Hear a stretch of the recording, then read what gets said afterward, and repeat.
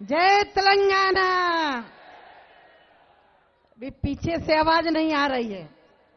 सभी लोग जरा मुट्ठी बांध करके हाथ खड़ा करके तेलंगाना में जय दिलानी है तो जरा जोर से बोलिए, जय तेलंगाना, जय तेलंगाना। बोले भारत माता की, भारत माता की। भाग्यनगर के इतने बड़े मैदान में मैं आज कह सकती हूं कि आज जो भीड़ है ये 3 रैलियों के बराबर भीड़ है। इसके लिए मैं आप सबका शीश झुका करके मर्यादा पुरुषोत्तम भगवान राम की धरती के होने के नाते मैं आप सबका अभिनंदन करती हूं। आज के ऐतिहासिक रैली में जिनके नेतृत्व में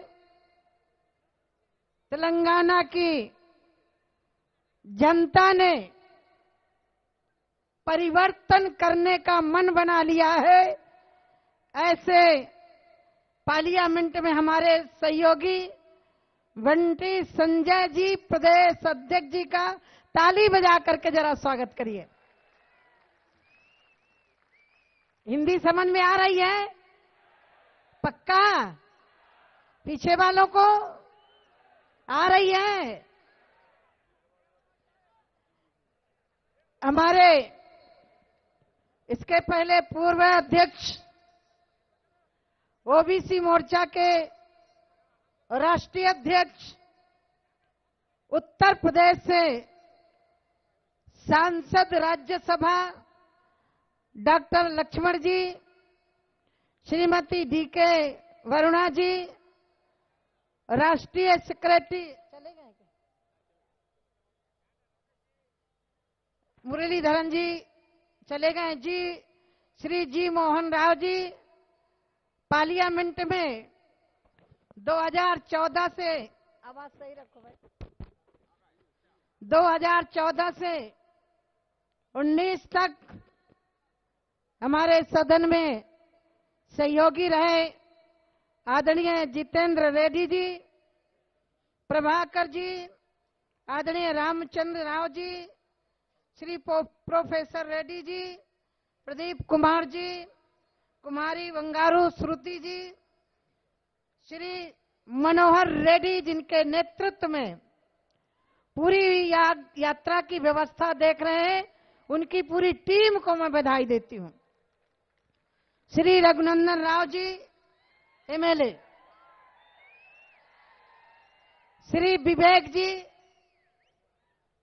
और अभी जिन्होंने मोदी जी के नेतृत्व पर विश्वास करते हुए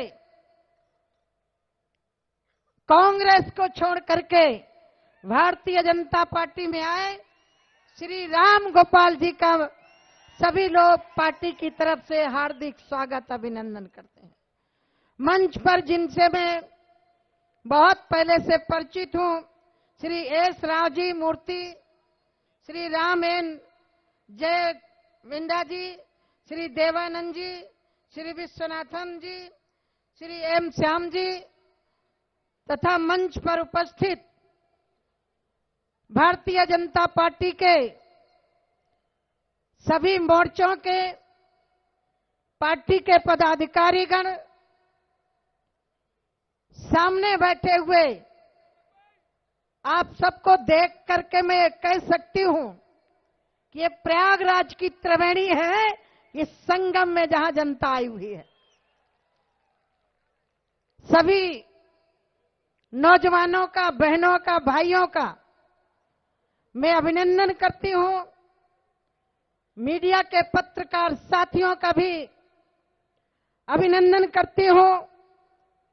और अभी मेरे दाहिनी तरफ अपने तेलंगाना की भाषा में और यहाँ के कल्चर की प्रस्तुति कर रहे थे, उन कलाकारों का भी मैं अभिनंदन करती हूं।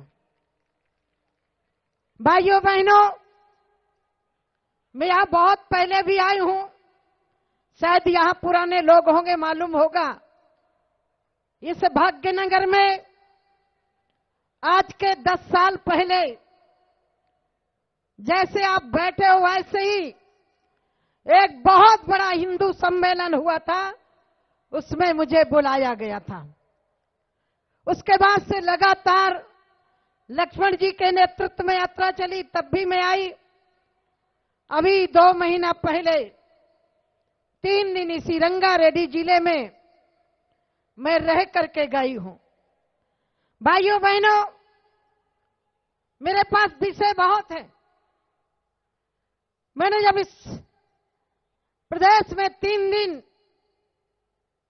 इस जिले में प्रवास किया,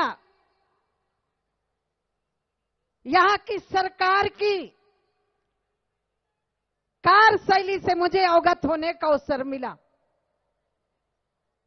और अभी जब मैं आई यहां, इसके पहले एक मुझे जानकारी और मिली है, और वर्तमान सरकार से उम्मीद नहीं की जा सकती। इससे प्रदेश में अंधाधुंध धर्मांतरण का भी काम चल रहा है, यह भी मुझे जानकारी मिली है। मेरे प्रिय बंधुओं, यहां एक देश को तोड़ने वाले नेता भी हैं। मुझे कहने में संकोच नहीं लगता, भारतीय जनता पार्टी को सांप्रदायिक कहने वाले लोग हैं। आप सब जानते हैं, ओवैसी जैसे लोग इस देश के भाईचारे को तोड़ने का काम कर रहे हैं। मैं आपसे पूछना चाहती हूं, देश को तोड़ने की भाषा कौन बोलता है? ओवैसी का भाई कहता है 10 मिनट के लिए फोर्स हटा लिया जाए, हम बता दें कि हम औकात क्या है हमारी। ऐसे लोग भी हैं। मेरे प्रिय बंधुओं, मुझे साफ नजर आ रहा है, तेलंगाना में बहुत बड़ा परिवर्तन होने वाला है। भारतीय जनता पार्टी की सरकार आने वाली है। इससे प्रदेश को जिन्होंने लूटा है, मैं उस प्रदेश से आई हूं जिस प्रदेश में प्रदेश के विकास का पैसा लूटा था, योगी जी उनके घरों में बुलडोजर चलवा रहे हैं। ऐसी सरकार चाहिए कि नहीं चाहिए? जरा हाथ खड़ा करिए, चाहिए कि नहीं चाहिए? ये गाढ़ी कमाई जनता की मुफ्त में लूटने वालों के, चाहे वो फिर नेता ही क्यों ना हो, भारतीय जनता पार्टी की सरकार आई तो ऐसे लोगों के घर जरूर गिराए जाएंगे। ऐसे लोगों के हिसाब किताब होने चाहिए कि नहीं होना चाहिए? आए? होना चाहिए ना? पक्का? अभी एक देश के नेता यात्रा निकाल रहे हैं, भारत छोड़ो आंदोलन। अरे भैया, भारत छोड़ो किसके लिए कर रहे हो? अब मुझे बोलना नहीं है, लेकिन भारत छोड़ो आंदोलन अब कांग्रेस के लिए है या और किसी के लिए नहीं है। राहुल गांधी जी,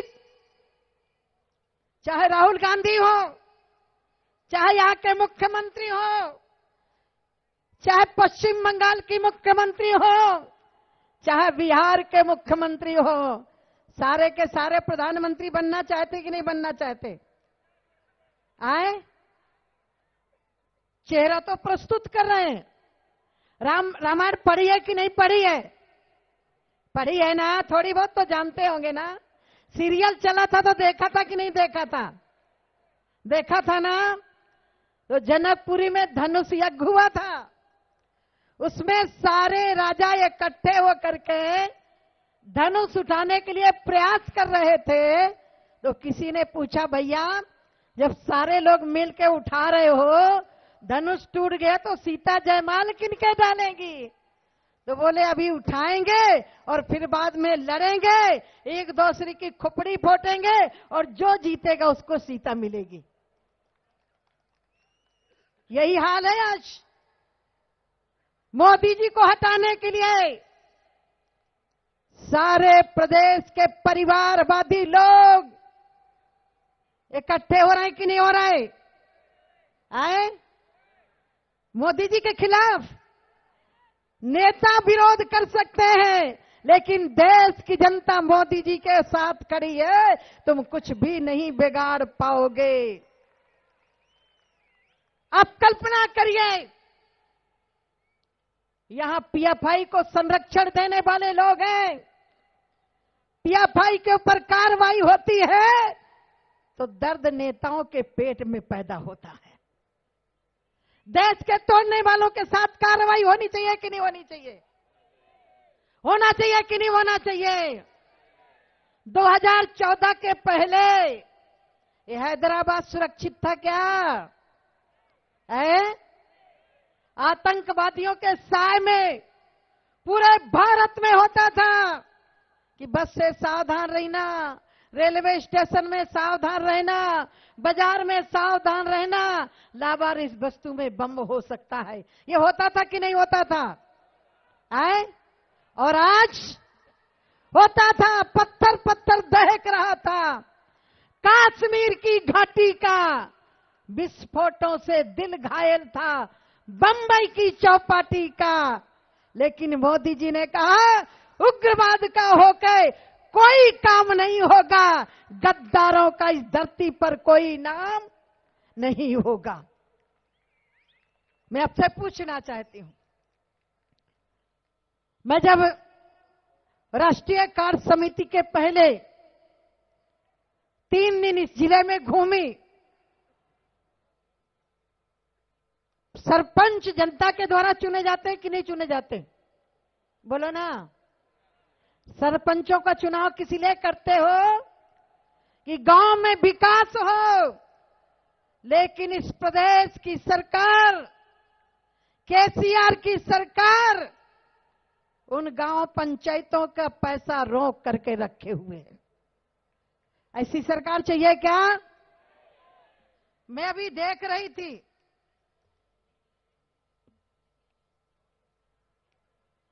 प्रधानमंत्री आवास, जितेंद्र जी, 2016 में योजना लागू हुई थी, गरीब के लिए लागू हुई थी। मैं आपसे पूछना चाहती हूं, गरीब का घर पक्का होना चाहिए कि नहीं होना चाहिए? जरा पीछे वाले हाथ खड़ा करके सहमति तो जताएं। गरीब का पक्का मिलना चाहिए घर की नहीं मिलना चाहिए? गरीब के घर में शौचालय होना चाहिए कि नहीं होना चाहिए? गरीब के घर में गैस चूल्हा होना चाहिए कि नहीं होना चाहिए? गरीब के घर में लाइट होनी चाहिए कि नहीं होनी चाहिए? होना चाहिए ना। केसीआर ने कहा हम 1.5 लाख नहीं लेंगे, हम 5 लाख देकर के गरीब को पक्का घर देंगे। मैं पूछना चाहती हूं, दिया क्या? जरा हाथ खड़ा करिए, मीडिया वाले भी देख लें। पक्का घर दिया क्या? जो वादा करे और देना तो उसको क्या बोलते हैं? बोलो ना। बेईमानी बोलते हैं, बेईमान आदमी बोलते हैं, धोखेबाज आदमी बोलते हैं। तो क्या ऐसे धोखेबाजों को सत्ता में रहना चाहिए क्या? पीछे वाले जरा हाथ खड़ा करें, मुझे पता चलना चाहिए ना। ऐसे लोगों को रहना चाहिए क्या? यह है प्रधानमंत्री आवास योजना। केसीआर ने अपने वादा खिलाफी की, अपना मकान तो दिया ही नहीं, भारत सरकार का, जो भारत सरकार ने 190 करोड़ 79 लाख रुपया इस प्रदेश को दिया गरीबों को मकान बनाने के लिए, लेकिन वो भी पैसा नहीं दिया और किसी गरीब को मकान नहीं दिया। जो किसी का अधिकार खा जाए उसको किस भाषा का प्रयोग करना चाहिए? बोलो ना। यह आपका पैसा है,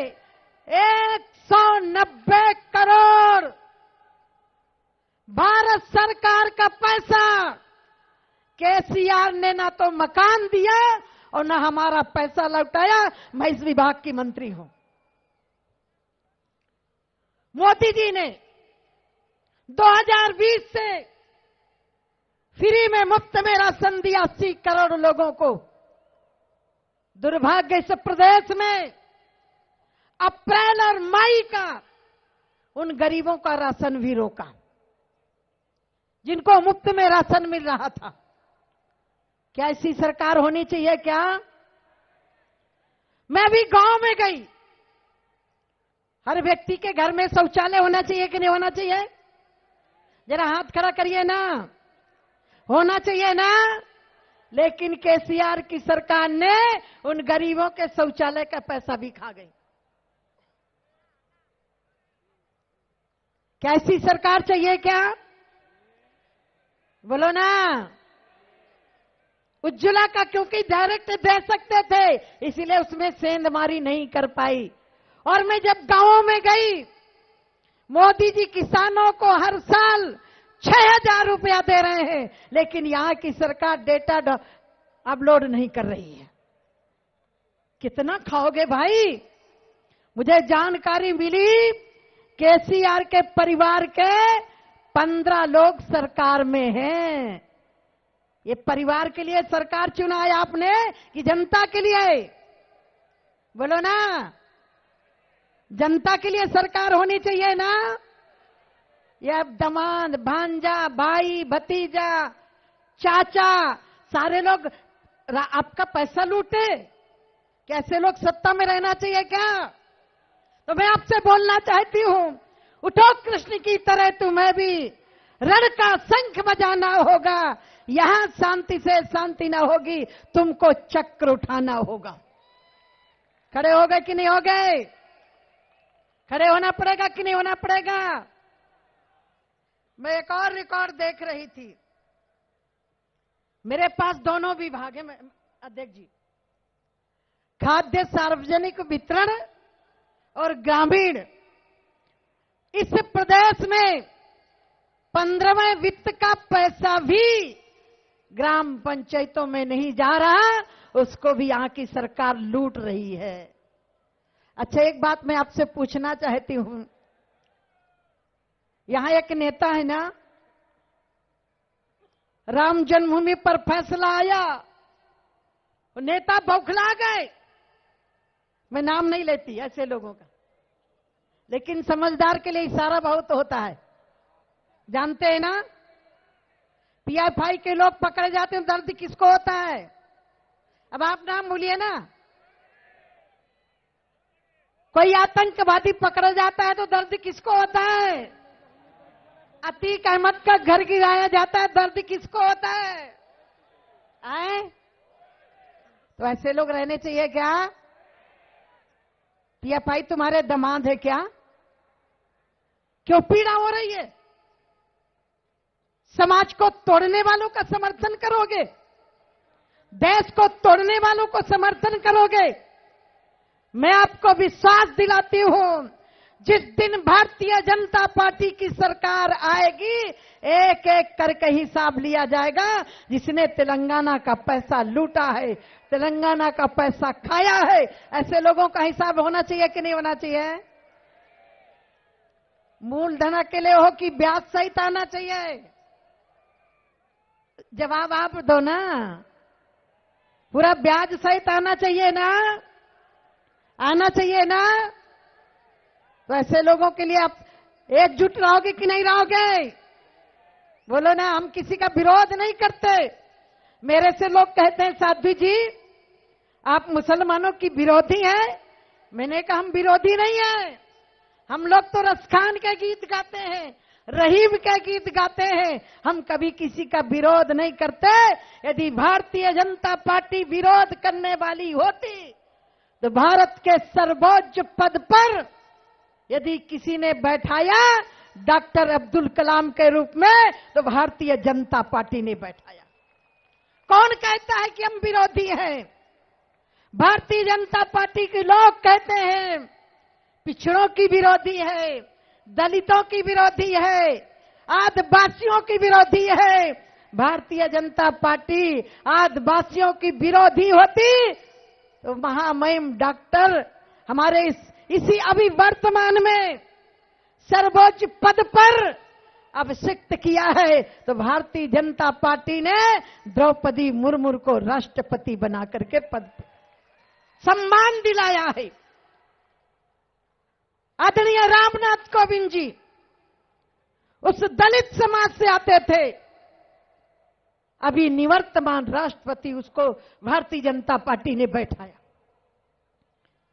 अभी आपके प्रदेश के ही ओबीसी मोर्चा के राष्ट्रीय अध्यक्ष ये भारतीय जनता पार्टी में ही संभव है। मैं आपके बीच में बोल रही हूं खड़े होकर के, आपको लग रहा होगा कि मैं बहुत बड़े राजघराने से आई हूं, बहुत बड़े परिवार से हूं। भाइयों बहनों, मुझ जैसे व्यक्ति यदि मंत्री परिषद में शामिल हो सकते हैं, एक गरीब बाप की बेटी, फौड़ा चलाने वाली बाप की बेटी सरकार में सम्मिलित हो सकती है, तो तेलंगाना का आदिवासी भी सरकार में शामिल हो करके सत्ता की भागीदारी निर्वाह करेगा। ऐसी सरकार चाहिए कि नहीं चाहिए? अच्छा, मैं आपसे पूछना चाहती हूं, 2014 के पहले देश की स्थिति अच्छी थी क्या? है? देश का माहौल अच्छा था क्या? देश का माहौल, भारत का जो एक चित्र था विदेशों में, मोदी जी ने उसको बदला कि नहीं बदला? बदला ना।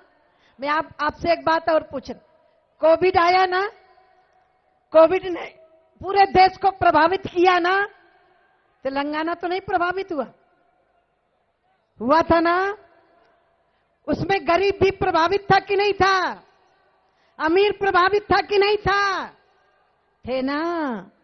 और मोदी जी नहीं होते तो करोड़ों गरीबों परिवारों के घर में रोटी नहीं बनती।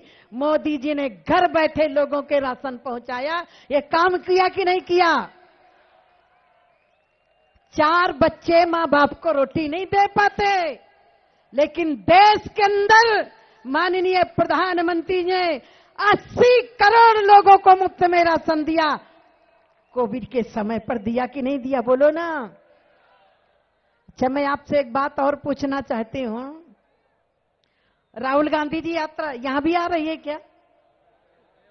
आने वाली है। मैं आपसे पूछना चाहती हूं, राहुल गांधी जी भारत छोड़ो आंदोलन क्या कर रहे हैं? पद यात्रा क्या कर रहे हैं? भारत छोड़ो। मुझे लग रहा है अब ये स्वयं ननिहाल जाने वाले हैं, इसलिए आखिरी यात्रा निकाल रहे हैं। ठीक है ना? अब ये सत्ता में आने वाले नहीं है। अब देश की जनता, मैं बुंदेलखंड की हूं। एक बार राहुल गांधी हमारे बुंदेलखंड में गए, एक गरीब की झोपड़ी में गए कि गरीबों को हम पक्का मकान देंगे। वो गरीब को मकान नहीं मिला, उसके घर की रोटी जरूर और वो रोटी भी नहीं खाई थी, होटल से मंगवा करके उसके घर में अकेले खाया था। क्या किसी के घर में रोटी खाने से गरीबी दूर होती है क्या? बोलिए ना। किसी के झोपड़ी में चारपाई में बैठ करके गरीबी दूर होती है क्या? 2014 से भारत के यशस्वी प्रधानमंत्री जी, लोग कहते थे मोदी जी लाल किले से शौचालय की बात करते हैं। हमसे पूछो, गरीब से पूछो, जिसके घर में शौचालय नहीं होता उसको कितनी परेशानियां होती है। मोदी जी ने गरीबों को शौचालय देने का काम किया। मोदी जी ने गरीबों को घर देने का काम किया। मोदी जी ने किसानों को गरीबों के खातों में पैसा देने का काम किया। 10 करोड़ के लगभग गरीबों को एलपीजी गैस देने का काम किया।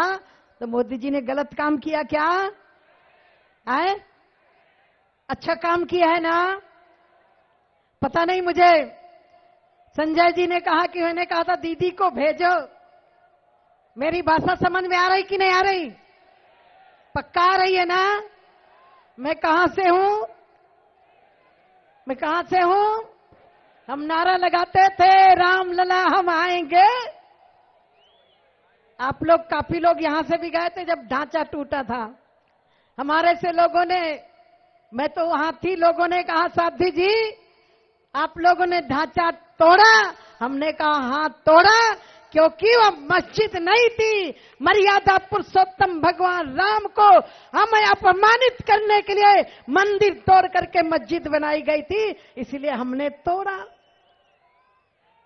मैं आपसे पूछना चाहती हूं, एक नेता और पैदा हुए हैं, आम आदमी।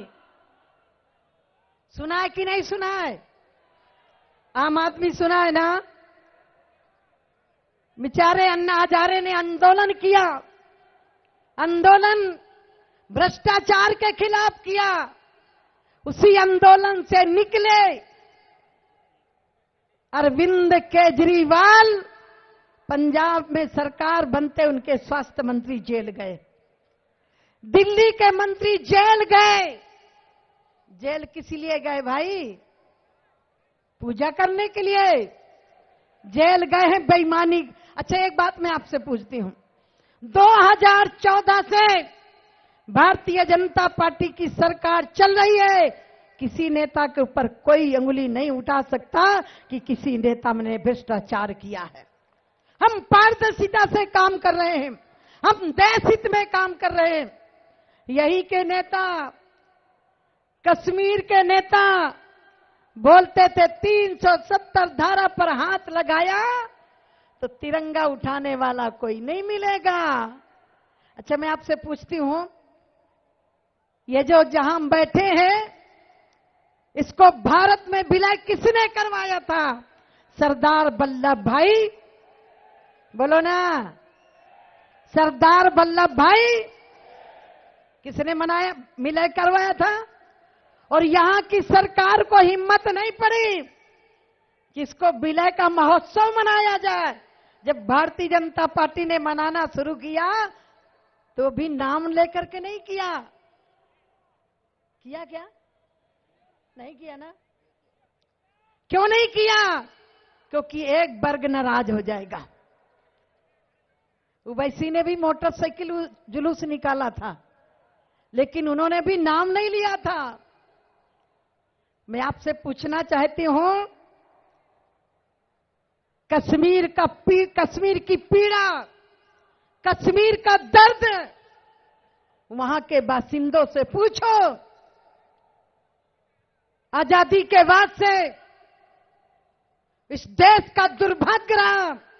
आजादी आई थी लेकिन कायम थे गुलामी के बस में। इस देश को लूटने का काम किया गया। आज किसी चैनल खोल के मैं देख रही थी, 2014 के चुनाव के पहले मनमोहन सिंह की सरकार ने दिल्ली के अंदर अधिसूचना लागू होने के चंद घंटों पहले वो भी कीमती जमीन वक्फ बोर्ड करके देखो चली गई थी। हम किसी का विरोध नहीं करते, हम सब भारतवासी हैं, लेकिन कोई भारत मां को डाइन कहे तो आप बर्दाश्त करोगे क्या? राम को अय्यास कहे, ऐसे लोगों को बर्दाश्त करोगे क्या? गंगा मां को चुड़ैल कहे, ऐसे लोगों को बर्दाश्त करोगे क्या? तो मैं आप सबसे इतना निवेदन करती हूं, कमर कस लीजिएगा। उत्तर प्रदेश के लोग भी निराश हो गए थे। 12 में मैं विधायक बनी, 47 लोग जीते थे, ज्यादा नहीं थे। आप विधायक जी चिंता मत करिएगा, हम उत्तर प्रदेश में जहां इतनी बड़ी आबादी वाला प्रदेश, सिर्फ 47 विधायक थे। हम जब चुन करके गए, हमने कहा ये 47 का काम करेगा, चिंता मत करिएगा। 2017 में 325 सीटें जीत करके आए। तो आपके 3 विधायक है ना, तो 3 में 3 जीरो लगाने की जरूरत है, ज्यादा कुछ करने की जरूरत नहीं। ठीक है ना? आप विधायक बनेंगे, सरकार बनेगी, और यहां के लुटेरों को बस्ता बांधने के लिए तैयार करना पड़ेगा। और लूटने वालों की यात्रा कहां होती है? बोलो ना, कहां होती है? कहां होती है? जेल होती है ना। जिन्होंने आपकी गाड़ी कमाई लूटी है, तो लूटने वाले जेल जाए कि लूटने वाले जाए? हैं? लूटने वाले को जाना चाहिए कि नहीं जाना चाहिए? तो मैं आप सबको बहुत बहुत अभिनंदन करती हूं। संजय जी, लक्ष्मण जी, जितेंद्र जी, जितने भी हमारे तीनों विधायक हैं, चिंता मत करिए। जेल एक वो व्यक्ति जाता है समाज की सेवा करके, वो प्रसन्नता पूर्वक जाता है, और एक जो लोग वो जाते हैं जो जनता की गाड़ी कमाई लूटते हैं। तो चिंता मत करिएगा, हम लोग भी जेल गए हैं, हम लोग भी अपने बेईमानी करके नहीं गए, हम राम आंदोलन में जेल गए हैं, लेकिन राम को मुक्ति दिलाई कि नहीं दिलाई? बोलो ना। तो बेईमानी करने वालों के जेल जाने के रास्ता खुल चुके हैं, चिंता मत करिएगा। आप सब लोग बहुत अच्छे हैं। मुझे 3-4 दिन पहले जानकारी मिली, ये भाग्यनगर का भाग्य बदलना है। मैंने संजय जी से कहा है, जब भी मेरी जरूरत हो मैं जरूर आपके बीच में आऊंगी। आपकी बहन, आपकी बेटी, जैसे मेरे लिए उत्तर प्रदेश संत के लिए सारा देश होता है, और मैं मंत्री भी हूं, तो मेरे लिए देश का कोई कोना छूता नहीं है। तो आप लोग सब लोग सरकार बनाने के लिए तैयार हैं? पक्का? तो जरा मुट्ठी बांधिए, दोनों हाथ भुजा खड़ी करके खींच करके मुट्ठी बांधिए, जरा पता चल जाए कि यह मैदान जहां 2-3 लाख जनसंख्या बैठी है, लोगों को पता चले कि अब परिवर्तन करने का समय आ चुका है। भारत माता की, भारत माता की, वंदे वंदे वंदे, जय श्री राम, जय जय श्री राम, जय जय श्री राम, हर हर महादेव। पक्का? तो अब एक लाइन भजन सुना देती हूँ, ठीक है? पक्का? भजन सुनेंगे कि नहीं सुनेंगे? हाथ खड़ा करिए जरा, कितने लोग सुनने वाले हैं? अच्छा ये बताओ, हमारा आपका रिश्ता ना होता तो मैं आती क्या यहां? मैं आपकी हूं ना। तो चलिए एक लाइन सुनाती हूं, ठीक है? कई जन्मों से बुला रहे हो, कई जन्मों से बुला रहे हो, कोई तो रिश्ता जरूर होगा, कोई तो रिश्ता जरूर होगा। कोई रिश्ता है कि नहीं है? पक्का है ना? पक्का? तुम्ही तो मेरे माता पिता हो, तुम्ही तो मेरे बंधु सखा हो, अनेक नाते तुम संग जोड़े, अनेक नाते तुम संग जोड़े, कोई तो नाता जरूर होगा, कोई तो नाता जरूर होगा। है कि नहीं है? बोलो ना। पूरा भजन सुनाऊंगी जब सरकार बनाओगे, ठीक है ना? पक्का? अभी मेरे से सब लोगों ने कहा, साथी जी यहाँ आप आश्रम बना लीजिए। तो मैंने कहा चिंता मत करिएगा, सब लोग चाहोगे तो आश्रम ही बनाऊंगी और आपके बीच में भजन सुनाऊंगी, ठीक है ना? तो एक बार जय घोष करिएगा, भारत माता की, भारत माता की, नरेंद्र मोदी, नरेंद्र मोदी, मोदी मोदी मोदी मोदी मोदी मोदी मोदी, संजय संजय लक्ष्मणाचार्य जी किशन रेड्डी बहुत अच्छे हैं, आपके मेरे बहुत अच्छे सहयोगी हैं। आपके प्रदेश के मंत्री, केंद्र के मंत्री हैं ना, बहुत अच्छे हैं। जो मंच पर जितने हमारे पदाधिकारी कार्यकर्ता बैठे हैं, उन सब का मैं अभिनंदन करती हूं। आप सबका भी मैं सीट झुका करके नमन करती हूं और पत्रकार साथियों का भी अभिनंदन करती हूं। बहुत बहुत धन्यवाद। సాధ్వి జీకి ధన్యవాదాలు. ఇప్పుడు మన యొక్క పాదయాత్ర రథసారథి రాష్ట్ర